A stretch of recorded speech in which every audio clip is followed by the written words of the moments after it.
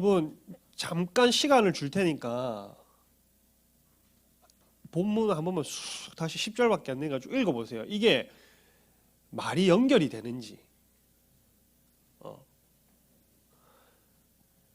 말은 쉬운데 흐름이 연결이 되는지, 이게 왜 이게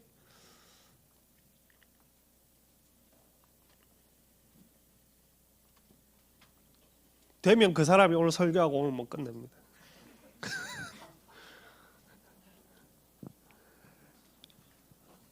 안 되죠. 안 된다 해야 원활한 진행이 되죠. 안 된다.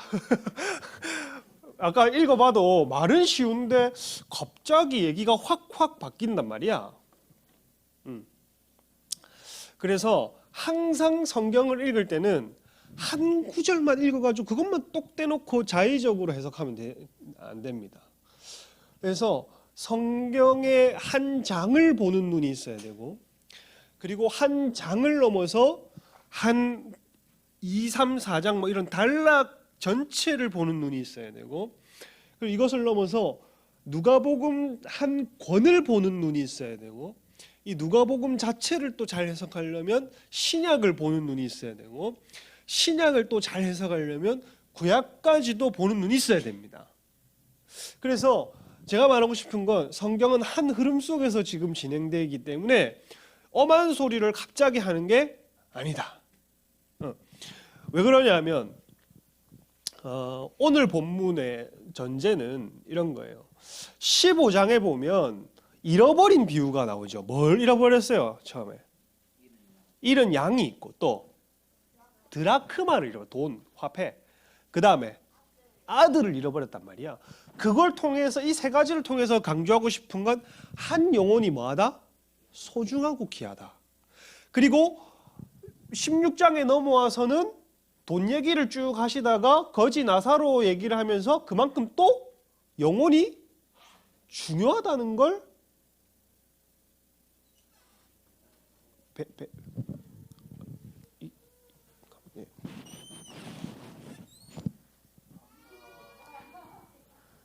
내가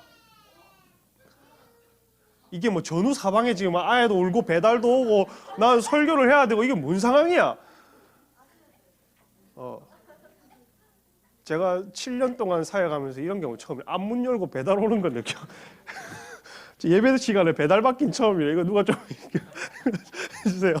네, 그렇습니다. 야, 난 항상 시나리오에 없는 일이 생겨 머리가 하얘지고 잠시 동안. 누가 배달 올 줄 알았겠노? 앞문 열고. 그래서 16장에 가면 나사로 비유가 나면서 나사로도 소중하다는 걸 얘기합니다. 그러면서 지금 7장에 넣으면서 무슨 말을 하고 싶으냐면, 한 영혼이 하나님께 돌아왔을 때 어떻게 너희가 대해야 되는지에 대해서 얘기를 하는 게 17장입니다.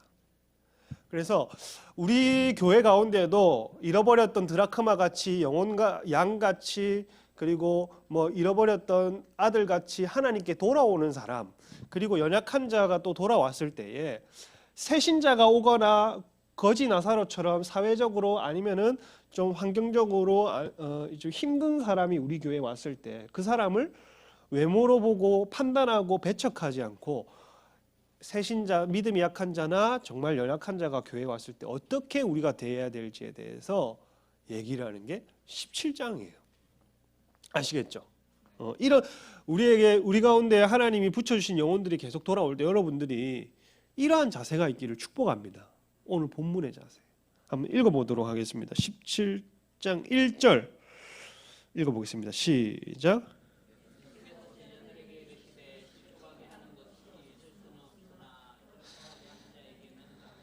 첫 번째 1, 2절 뭐냐면 실족시키지 마라, 넘어뜨리지 마라, 유혹하지 마라, 뭐 이런 거면 실족. 새신자가 오고 연약한 자가 거지 나사로 같이 연약한 자가 오고 잃어버린 아들 드라크마 양같이 한 사람이 돌아왔을 때에 이 사람을 넘어뜨리지 마, 실족시키지 말라는 겁니다. 이 뭐냐면 보세요. 실족하게 하는이라는 말은 헬라어로 스칸달론에서 왔어요. 스칸달론이라고 해요. 스칸달론은 여러분이 영어 단어 중에 스캔들이 있죠. 스캔들이 스칸달론에서 왔어요.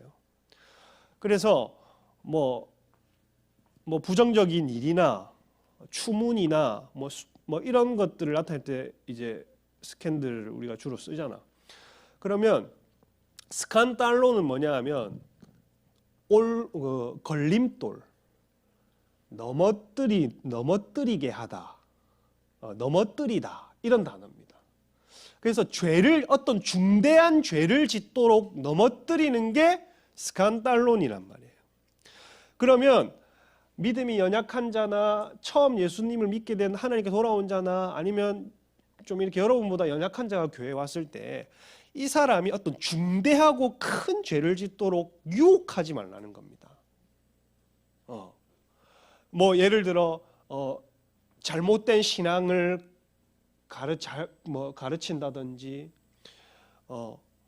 뭐 부정적인 것들을 아직 믿음과 성경에 대해서 구분이 없는 친구들에게 성경 아닌 뭐 자기 생각에 의한 악한 일들이나 부정적인 것들을 입력시킨다든지 이렇게 부정적인 영향력을 미치지 말라는 겁니다. 왜 죄에 빠지도록 넘어뜨리는 것을 말해요. 그리고 여기 보면 1절에 보면 없으나 이 말이 무슨 그렇게 하는 자가 없을 수는 없으나가 무슨 말이야? 이거 불가피합니다, 여러분. 여러분이 세상 살면서 여러분을 넘어뜨리게 하거나 실족하게 하는 사람이 분명히 있을 걸. 하물며 나도 진짜 저 사람 때문에 시험 든다. 이럴 때가 있단 말이야. 여러분도 마찬가지일 거예요. 여러분을 넘어뜨리게 하고 믿음의 경주를 못 달리게 하고 또 그 사람이 자의든 타의든 여러분의 신앙을 방해하고 넘어뜨리는 사람이 없을 수는 없습니다, 여러분. 왜냐하면 모두가 죄의 본성을 가졌고 깨어있지 않으면 누구든지 그런 도구가 되어가지고 다른 사람 넘어뜨릴 수 있거든. 작당 모의를 한다든지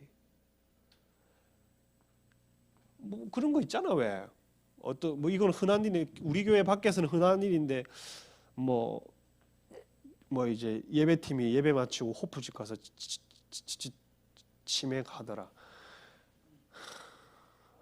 이게 여러분이 거룩한 이곳에만 다녀서 잘 모르겠지만 이런 일들이 나는 많이 들었습니다. 그리고 참 얼굴에 침 뱉는 것 같지만 이런 뭐라 해야 될까? 교회 안에 남녀 문제, 그러니까 남녀 문제라고 해서 사귀고 말고를 떠나서 어떤 어른들의 어떤 불륜이나 이런 걸 보고 다음 세대 실족해. 아니면 장로님들, 우리 교회 장로님들 안 그렇지만 다른 교회 가면 목사님이 무슨 장로님 시다발입니다, 여러분. 교회가 세상보다 못해가지고 신앙 좋은 놈이 장로 되는 게 아니고 돈 많고 목소리 큰 사람이 장로 자리에 앉아가지고 목사는 그거 눈치 보고, 왜냐하면은 뭐 이거는 교회 정치에 대해서 제도와 정치에 대해서 얘기하려면 여러분 뭐 별로 좋지도 않고 영향가도 없지만 어쨌든 사꾼 같은 놈들이 장로가 돼가지고 하나님의 종들을 지 마음대로 자르기도 하고 그래 그러면서 청년들이 젊은 사람들이 어떻게 교회가 이럴 수 있지? 하고 실족해서 떠나는 경우가 이런 중대한 문제. 그리고 이게 좀 극악으로 다다르면 여러분 마지막 때에 적그리스도가 옵니다. 적그리스도가 오면 우리 같이 내가 늘 하는 거 같아. 666 받아도 된다 했나 안 된다 했나? 니는 중1이라서 내가 별로 강조 안 했나? 내가 666 적그리스도가 와가지고 짐승의 표를 준다고 손등이나 얘기했지만 헬라어로는 팔 전체를 얘기합니다. 팔 전체나 이마에 짐승의 표를 받게 하고 자기 이름이 적힌 아니면 자기의 어떤 상징하는 암호가 적힌 이 심벌이 있는 것들을 받게 하면 그게 나중에 바코드가 됐든 이게 무슨 접종이 좀 단계가 계속 높아지다가 무슨 어느 순간 딱 666 짐승의 표가 됐든 매매를 못하게 하고 자기 신상에 절하게 하고 자기 이름을 높이게 하고 하나님의 이름을 모독하고 이렇게 하면 그 사람한테 절하고 이마트도 갈 수 있고 쿠팡도 할 수 있고 뭐도 하고 있을 수 있다면 당연히 절 안 할 사람이 없단 말이야. 근데 거기 넘어뜨리죠. 야, 이거 아니다. 전마 적그리스도 아니다. 그냥 이게 그냥 그런 류의 비슷한 종류일 뿐이지 에이, 적그리스도 아니다 라고 해서 다 같이 절하면 지도 죽고 남도 죽는, 그러니까 중대한 문제에 있어서 하나님을 버리게 한다든지 이런 어떤 아예 믿음 생활 자체를 흔들리게 하는 사람이 없을 수는 없으나 그렇게 하는 자에게는 뭐가 있다고? 저주가 있다고. 그 말은 무슨 말이냐면 그런 사람이 없을 수는 없으나 니는 그렇게 되지 말라고. 얘들아, 니를 시험하게 하는 사람이 없을 수는 없다. 내가 이렇게 가서 머리를 쓰다듬는데 와 이렇게 좀 이렇게 좀 쪼노. 그래서 없을 수는 없으나 네가 넘어뜨리는 자가 되어서는 안 된다, 얘들아. 그 말을 하고 싶은 겁니다. 그리고 2절 봅시다. 2절 시작. 그가 익은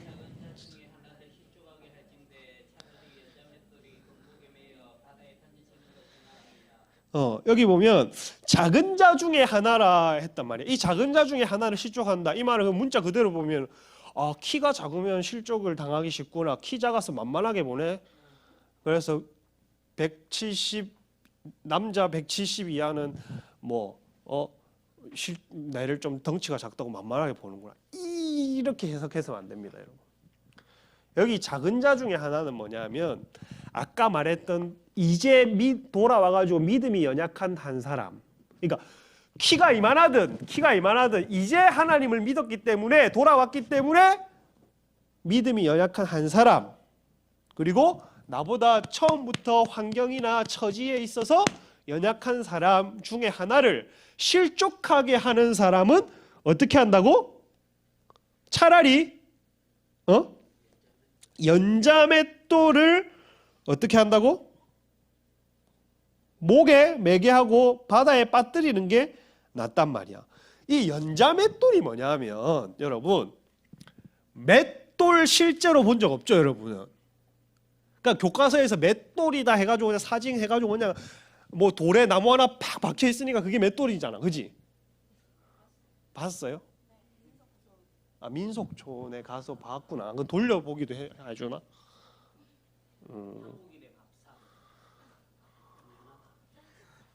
야, 쉽지 않네. 민속촌에 가서 보는구나.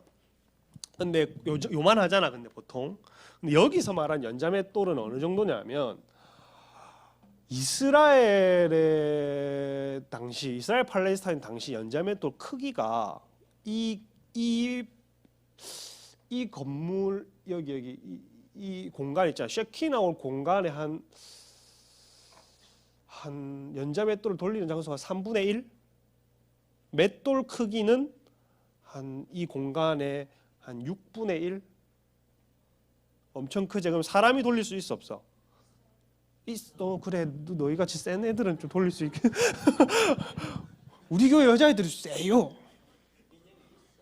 어머니들도 세고. 내가 늘 얘기하잖아. 몇 년 전에 줄다리기를 했는데 남자 여자 생명수교회 배 남자 여자 줄다리기를 했단 말이야, 운동회에서.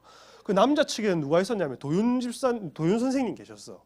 도윤 집사님 제일 뒤에서 이렇게 계셨고 그 앞에 뭐 공준영 전도사 있었고 그다음에 시영이가 있었는데 기억이 안 나. 시영이 그 이제 도윤 집사님 식구들이 몇 명 있었던 것 같아요.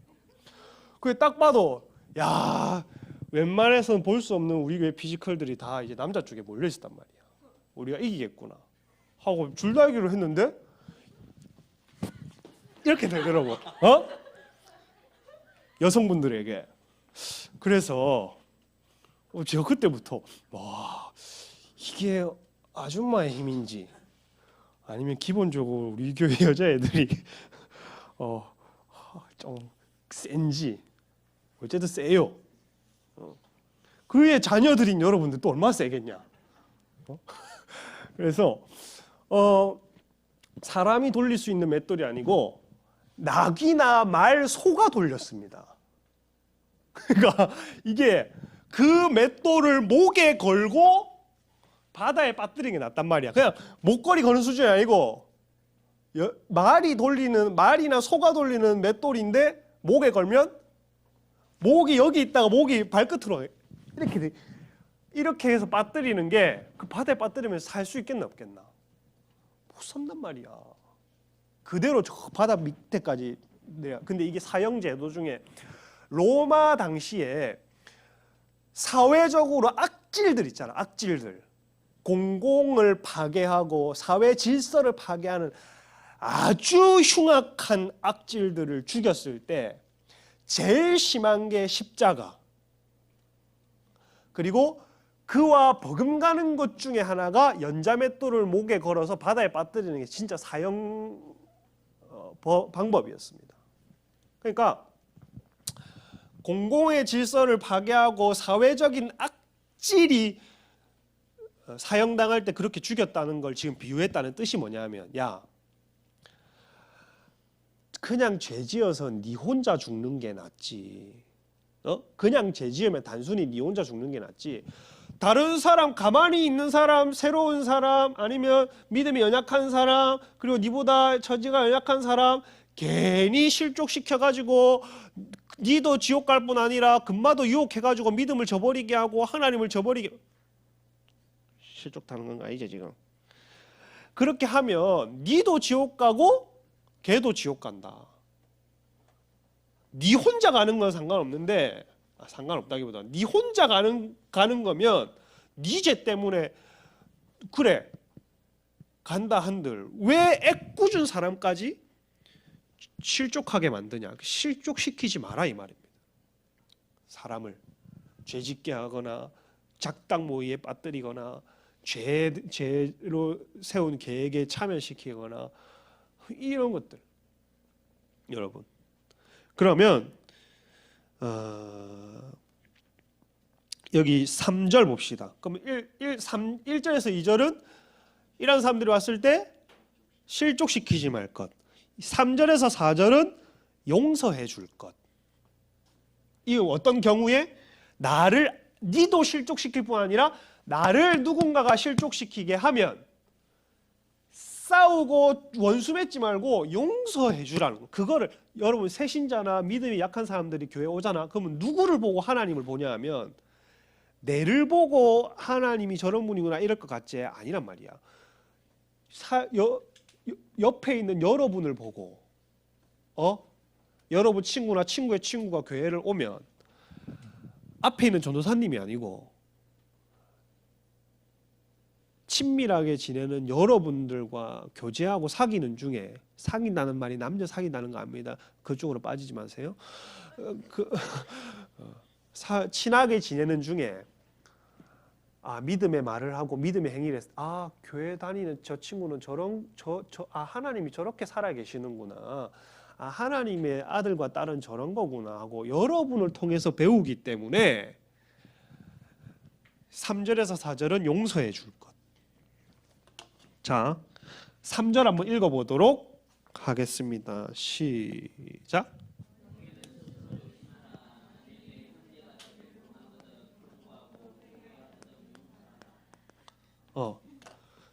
용서를 해줘라. 스스로 조심하라. 이 말은 여러분 끊어야 된다. 이거는 2절에 붙어야 됩니다.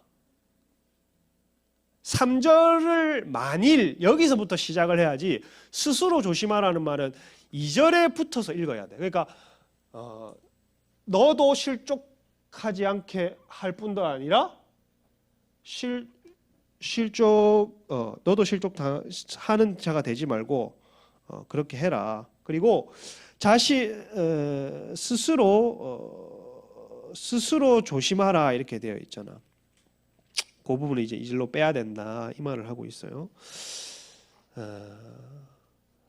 또 네 형제가 죄를 범하거든 다른 사람이 여러분을 실족하게 하거든 어떻게 하라고 얘기를 하냐면 네 형제가 죄를 범하거든 뭐하라고 처음에는 경고하고 꾸짖으란 말이야.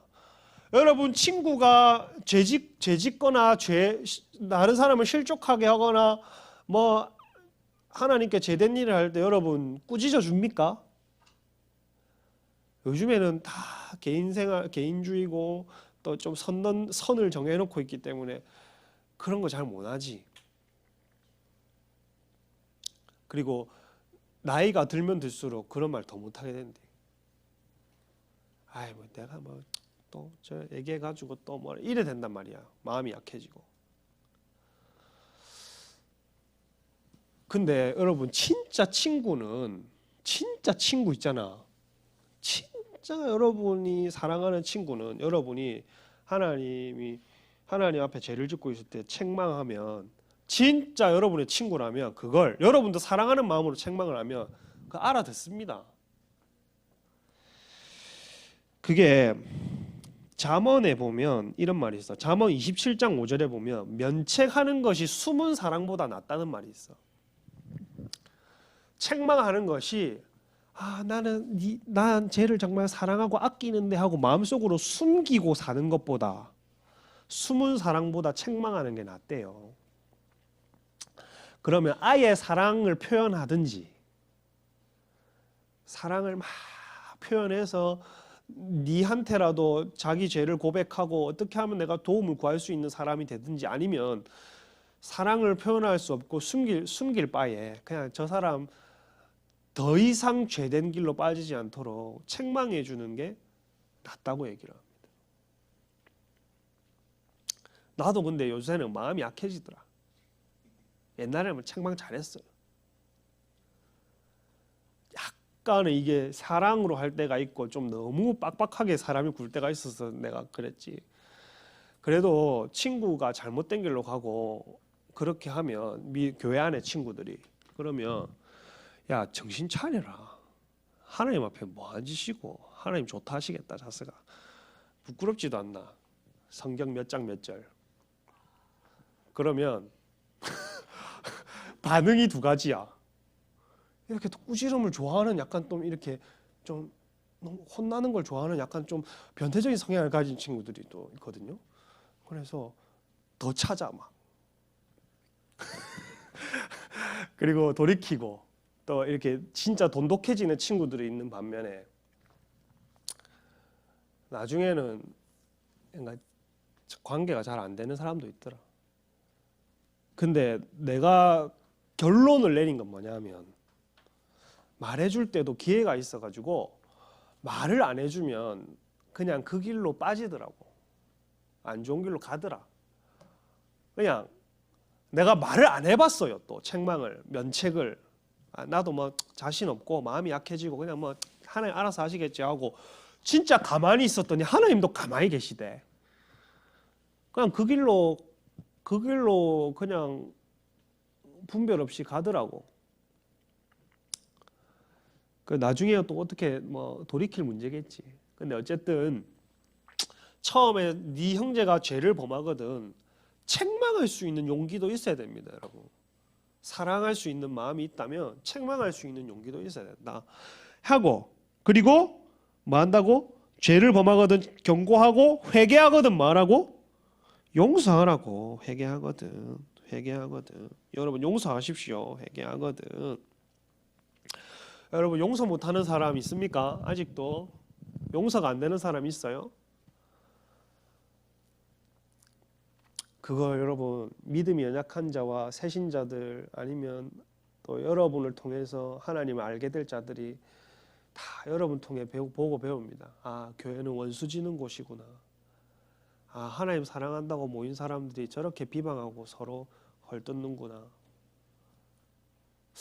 참 내가 알던 교회 이미지랑 다르네. 용서하지 못한 부분이 있습니까, 여러분? 용서는 그 사람 난 죽어도 선택. 그 사람을 위해서 용서하지 말고 따라주세요. 나 자신을 위해서 용서하라. 용서는 마음 편하게 여러분 자신을 위해서 하는 겁니다, 여러분. 1차적으로 그 사람을 위해서 하라는 말이 아니고 여러분 자신을 위해서 여러분 영혼을 위해서 용서를 하고 그럼 용서를 어떻게 해야 되는데요? 네. 4절 읽어봅시다. 시작. 만일 하루에 7번이라도 네게 죄를 짓고 7번 네가 회개하느라 하거든 너는 용서하라 하시는. 만일 하루에 7번이라도 하루에 7번 나한테 뒤통수 친 사람 용서할 수 있나요? 옛날에 바리새인들은 하루 4번까지 허용해 줬습니다. 옛날 바리새인들은 얘들아 하루에 3번은 용서해 주어라. 4번은 좀 많다. 근데 5번 이상은 용서 안 해줘도 된다. 이렇게 가르쳤어. 근데 예수님은 더해서 2번 더 합니다. 2-3번 더 해서 야 7번 더 하고 돌아와서 7번 회개했다 하면 마태복음 19장인가? 거기에는 70번을 7번이에요. 그러면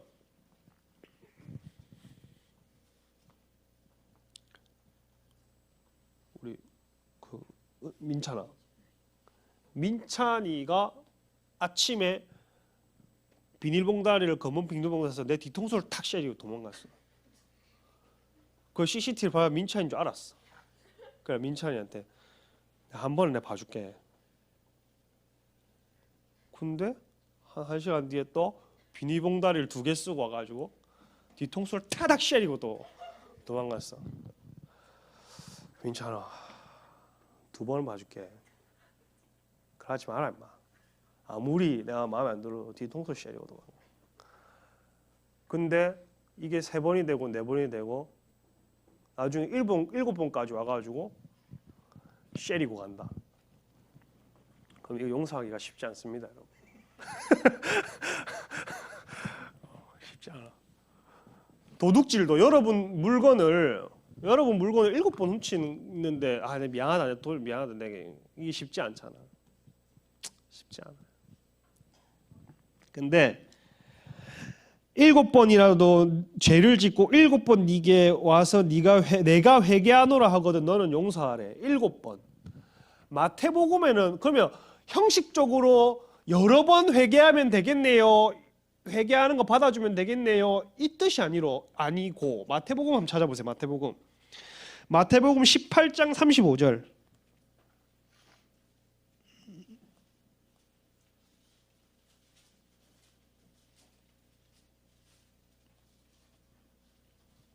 (18장 35절) 읽어봅시다. 시작.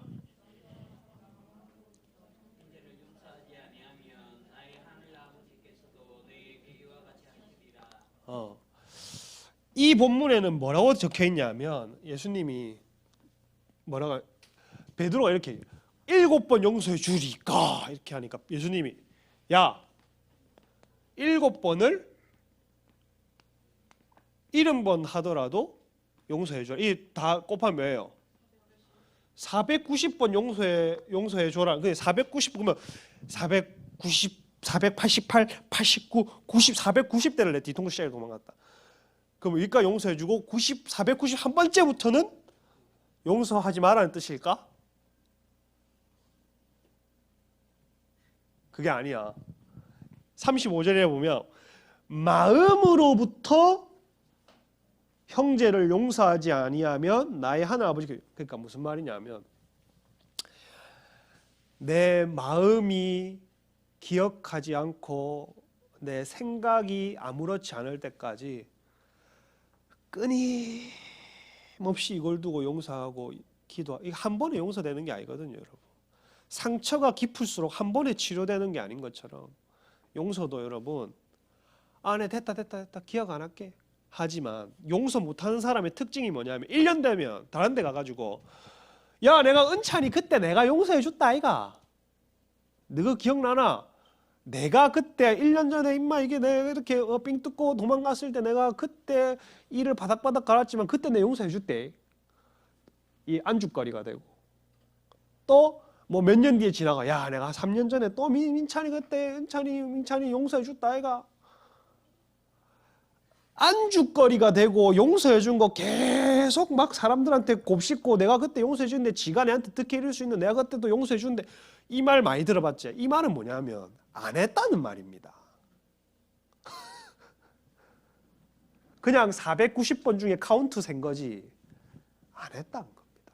그냥 그런 주제가 나와도 야 그때 그거 어째 됐노? 그때 니한테 이렇게 한 거 어떻게? 야 그때 그랬는데 내한테 또 이랬는데 내가 이거까지 했는데 뭐 또 뒤통수 치대. 내가 그때 용서해 준 거 봤지?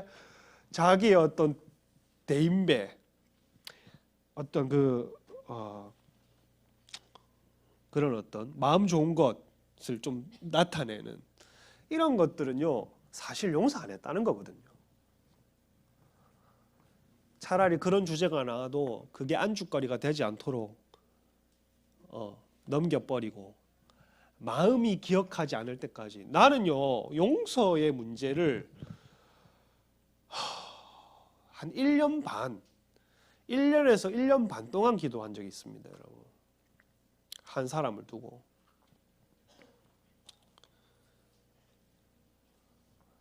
누굴까 이런 생각하지 여기 있는 사람 아닙니다. 여기 있는 사람 아니니까. 그 사람이 아침마다 생각나고 샤워할 때마다 욕한 거 아닙니다. 하고 쟤했지 잘못됐지 하고 저녁에 샤워할 때 생각나고 뭐 책 보다가도 생각나고 근데 이게 내가 이 말씀을 믿고 나서부터는 내가 이 생각이 평안해질 때까지 생각이 나도 아무렇지 않을 때까지 내 마음에서 점점 생각이 10번 나면 8번 8번에서 5번 5번에서 3번 2번에서 1번 생각날 때까지 내가 끝까지 기도해 보겠다고 한 사람 용서에 대한 문제를 마음이 안정이 될 때까지 하나님 축복합니다. 그 사람의 자녀를 축복합니다. 그 사람의 삶을 축복합니다. 그 사람의 사업을 축복합니다. 하나님 내가 용서합니다. 이걸 한 1년에서 1년 반 했어요. 지금은 한 3달에 한 번 생각납니다. 완전히 해결됐다기보다 매일 생각났던 게 3달에 한 번, 1년에 4번 이게 점점 줄어들 거야. 그러니까 마음으로부터 누가 알아주든 누가 이 얘기를 꺼내든 안 꺼내든 안주거리로 삼지 않고 마음이 해결될 때까지 기도를 꾸준히 하면서 용서의 문제. 나머지 그러면 5절에서 10절은 뭐냐? 이렇게 용서를 하려면 제자들은 이렇게 생각했어. 앞에 1절에는 제자들에게 이르시되 이랬지. 제자들이 이렇게 얘기했고 5절은 뭐야? 사도로 바뀌었지. 이게 뭐냐면 그 당시에 제자들이 최소 70명이었어. 아 제자는 12명 아니었나요? 12명 아니야. 오씨 지 맘대로 12명 아니라네. 12명 아니야. 뭐냐면 예수님이 전도 보낼 때 70인의 제자를 둘씩 짝져갖고 파송 보냈단 말이야. 최소 70명이고 그 당시에 예수님을 따라다니기만 하면 제자라 불렀습니다. 그냥 형식상. 그래서 최소 70명이라 보고 앞에 1절에서 그 4절까지는 70명이 다 있는 데서 교훈을 가르쳤어. 근데 5절부터 10절까지는 사도들 12명에게 따로 구별돼서 말씀을 하세요. 왜냐하면 사도들이 자기가 리더된 자들로서 왜냐하면 자기가 제일 먼저 믿었고 뒤에 오는 58이 늦게 믿었거든. 그러니까 자기가 생각하기에 우리가 좀 감당해야 될 몫이 있네. 12명이 먼저 믿었으니까 그 생각을 한 거야. 그래서 5절에 이거 하려면 믿음이 필요하겠는데 주님 믿음을 더하여 주세요 이렇게 기도를 했어요. 그러니까 5절부터 10절은 뭐냐 무슨 얘기를 하냐면 다른 사람을 실족하지 않게 하고 용서하는 문제는 5절에서 10절은 믿음의 양적 문제가 아니라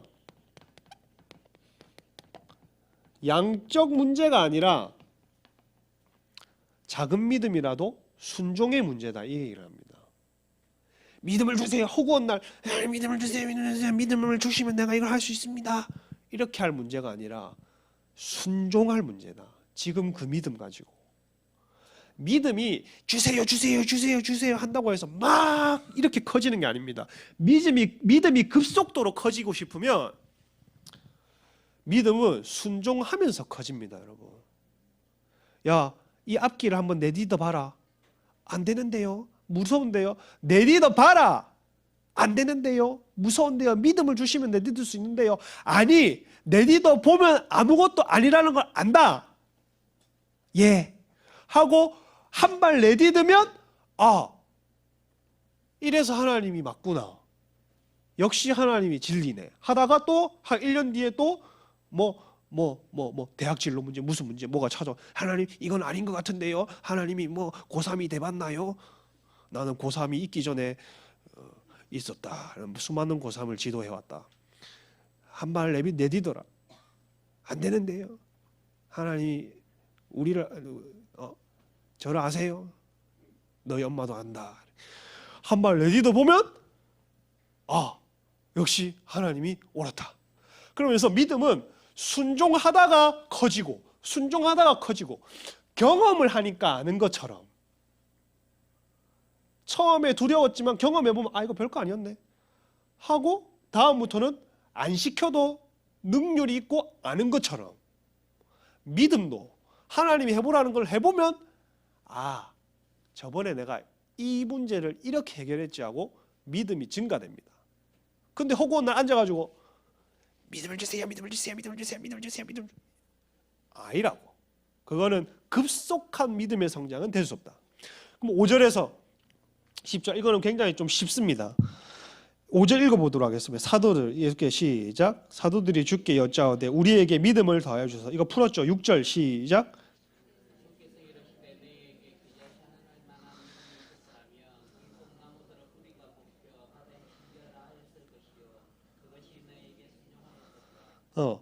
여러분, 믿음의 양적 문제가 아니라 지금 너희에게 뭐한 믿음이 있었더라면, 순종할 믿음, 그러니까 요 작은 믿음이 있었다, 이거 없었단 말입니다.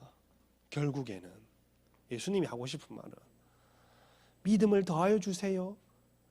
얘들아, 진짜 믿음이 있었으면 이건 구해야 될 문제가 아니다. 진짜 겨자씨 내 저번에 보여줬지. 진짜 작은 거, 이거는 믿음이 작고 크고의 문제가 아니다. 그냥 눈에도 안 보일 만한 그 겨자씨만한 믿음이 진짜 믿음이 있었으면 이거는 구해야 될 문제가 아니라 순종해야 될 문제다. 뭐를?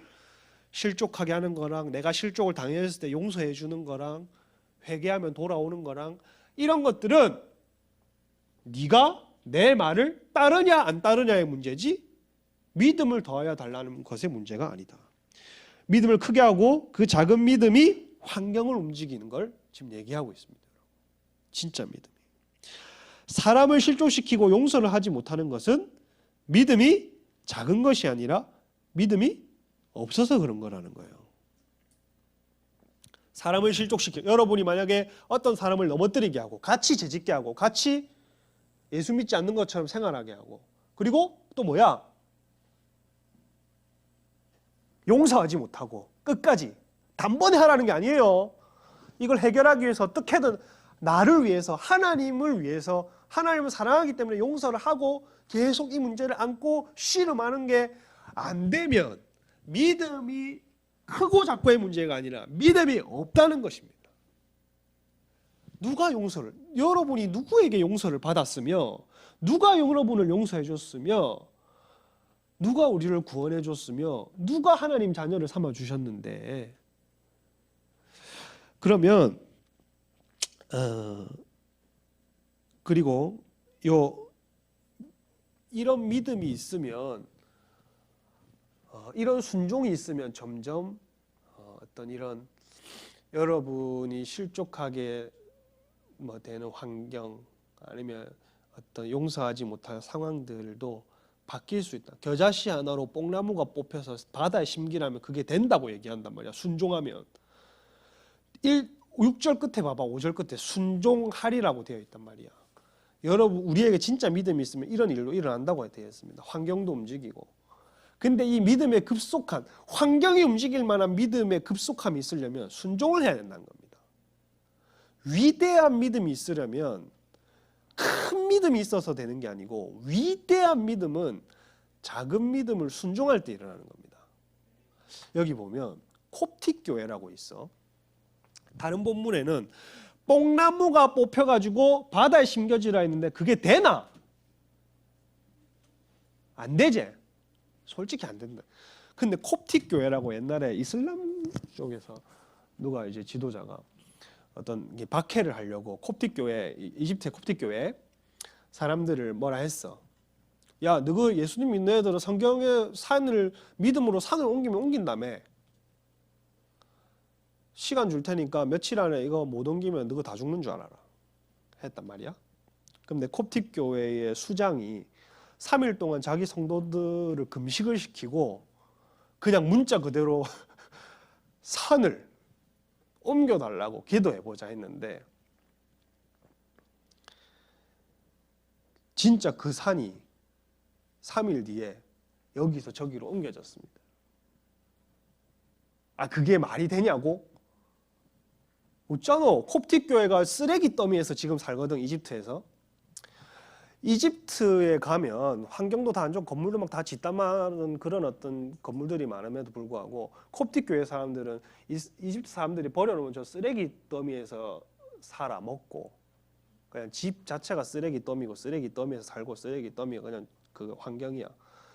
그럼 쓰레기 더미에서도 예수님을 믿고 안 버리고 그렇게 살 수 있는 이유가 뭐냐면 자기들은 봤거든. 모세 때의 홍해가 갈라지는 것들을 그 다음 세대가 들었고 지금 이스라엘 사람들도 하나님은 그러한 분이라는 걸 믿는 것처럼 콥틱 교회도 우리처럼 좋은 집이나 아파트나 이렇게 살지 못해도 쓰레기 더미 살아도 하나님을 버리지 않는 이유는 뭐냐면 하나님이 우리 콥틱 교회가 죽을 만한 지경에 처했을 때 우리 조상들에게 이렇게 역사하셨지 하고 그것이 그렇게 환경이 움직이는 믿음이 되고 여러분 진짜 환경이 움직이는 믿음이 또 있습니다. 환경을 움직이는 믿음. 옛날에 우리 교회 어떤 사람은 왜 또 누가 개를 맡겼는데 개가 잃어버렸다. 개를 잃어버렸다고 예수의 이름으로 개는 돌아올지어다 해가지고 남의 집 개인데 개가 돌아왔다. 개가 왔어요. 저번에 얘기했잖아 또. 지갑이면 지갑. 지갑 잃어버리면 지갑도 돌아오고 예수님을 명령하면. 그리고 우리는 경험했잖아. 환경도 움직이고 우리 아주 옛날에 지금 중1, 중2 사람들은 모르겠지만 지금 고1들 정도는 알라나. 우리 필리핀 갔을 때 비 안 온다고 기도해달라고 그렇게 했어요. 선교사님이. 비 안 온다고. 지금 비가 와야 되는데 비가 안 온다고. 그럼 나중에 선교할 때 비가 오면 선교할 때는 비가 안 와야 되고 선교 오기 전에 비가 와야 된대. 그래야 우리가 선교를 하지. 전도사님 그냥 그대로 필리핀 오면 그냥 호텔에만 계셔야 돼요. 애들 데리고. 아무것도 못하고. 그래서 우리가 기도했지. 하나님 기상은 비가 안 온다 얘기를 하고 우리 선교 주간에 비가 온다 얘기를 하는데 환경을 바꿔달라고. 예수의 이름으로 지금 비가 오고 선교할 때는 멈춰라. 예수의 이름으로 지금 비가 오고 선교할 때는 멈춰라 했을 때에 우리가 그렇게 기도했을 때 전도사님 우리가 물이 부족해가지고 교회에 물이 부족했는데 비가 와서 물을 먹게 됐습니다. 비가 오네요. 그러면 다행이네요. 그럼 우리 선교 가도 되지요? 그러니까 선교사님이 전도사님 문제가 있습니다. 뭐죠? 지금 비가 오는 거는 상관이 없는데 그때 선교 당일에 비가 안 와야 됩니다. 그걸 또 기도해야 됩니다. 그렇구나. 그러면 지금 비가 왔으니까 그때는 비가 오지 마. 예수의 이름으로 명령하노니 환경을 움직여라. 했을 때 우리 선교 갔을 때 비가 안 왔습니다. 비가 와도 우리 전도 다 끝나고 숙소로 돌아올 때 비 온 거 기억나지요? 그러니까 여러분 그게 하나님의 은혜예요. 우리는 우리대로 선교도 하고 필리핀은 필리핀대로 비도 내려주시고 그러니까 이런 환경을 움직일 만한 믿음이 있기 전에는 큰 믿음을 주세요라고 하기보다 이러한 믿음까지 나아가기 위해서는 작은 뽕나무, 작은 겨자씨만한 믿음으로 순종하면서 용서의 문제, 이런 삶의 문제, 실족을 당하고 실족한 이렇게 삶의 영역의 삶의 예배의 문제를 조금씩 순종하다 보면 하나님이 쓰시는 사람이 되고 하나님이 쓰시는 그릇이 되고 하나님이 사용할 수밖에 없는 존재들이 됩니다. 여러분에게 이런 믿음의 사람들이 일어나기를 축복합니다. 여기 보면 7절에 쉽게 넘어가자. 자, 7절 8절 읽어봅시다. 시작.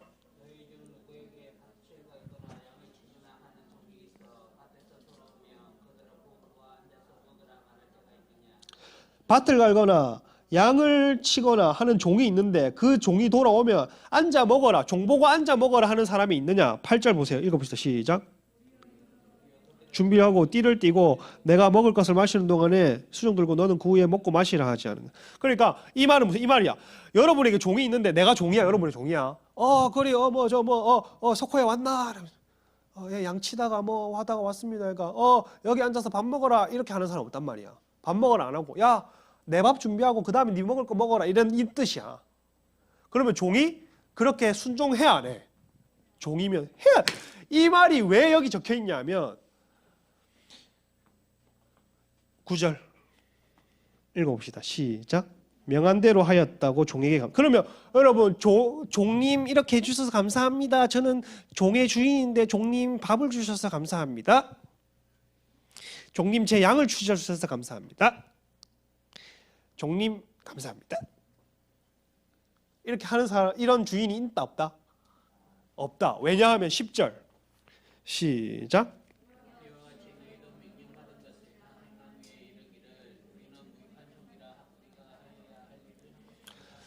왜 이런 종이 없냐면 앞에 용서의 문제, 실족하고 다른 사람을 실족하게 하고 자기가 실족 당했을 때 용서해주고 이러한 문제들이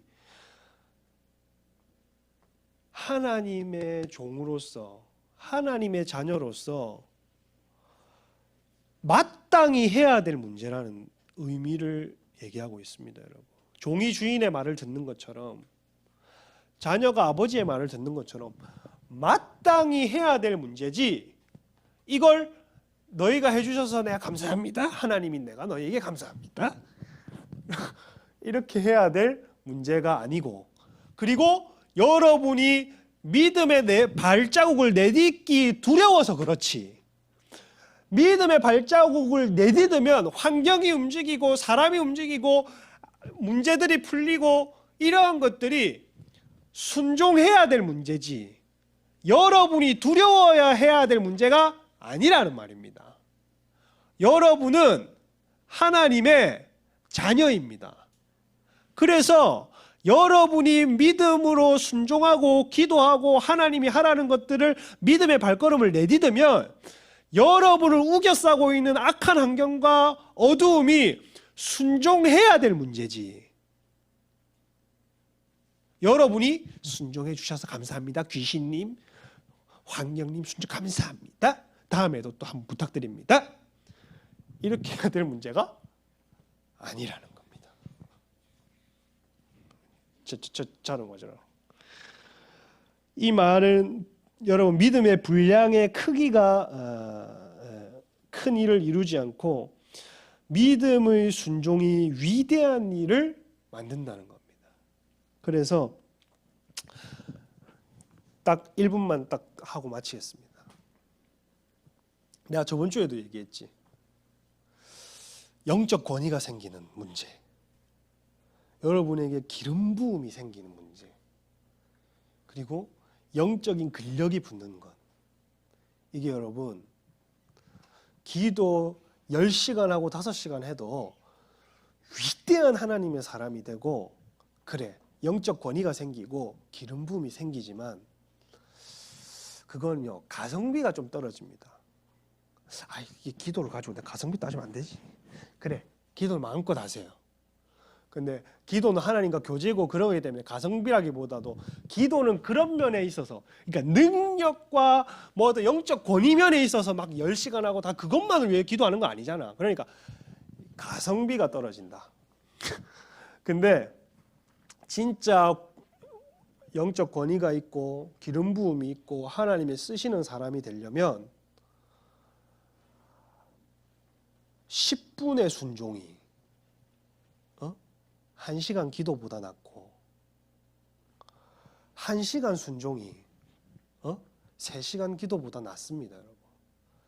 3, 4시간 기도해봐라. 기도 끝나고 나서 나가는데 순종이 안 되면 얼마나 이 낙심이 되노.